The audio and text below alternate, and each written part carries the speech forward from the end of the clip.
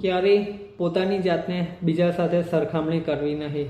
Homeopathy is all about individualization. Example તરીકે BMR, basal metabolic rate. Basal metabolic rate signify થાય છે એજ, height અને વેટના આધારે.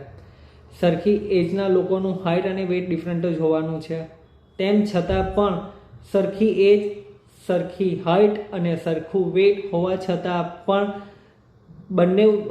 બે અલગ અલગ માણસની ફિઝિકલ મેટાબોલિઝમ અલગ અલગ જ હોવાની છે.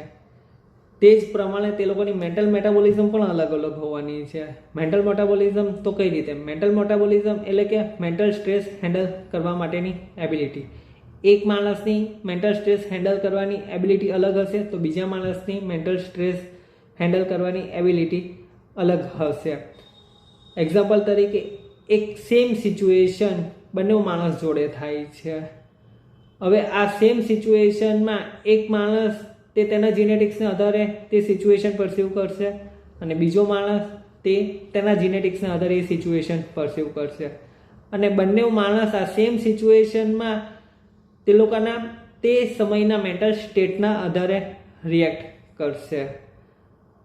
અન્ય એક્ઝામ્પલ, સેમ બીમારી બંને માણસને થાય છે પણ એક માણસને એ બીમારી થવા માટેનું રીઝન અલગ હશે અને બીજા માણસને તે બીમારી થવા માટેનું રીઝન અલગ હશે. અને આ જ રીઝનથી બંને માટેની હોમિયોપેથિક દવાઓ પણ અલગ અલગ નીકળશે. In short, homeopathy is all about individualization. ક્યારેય પોતાની જાતને બીજા સાથે સરખામણી કરવી નહીં. Thank you.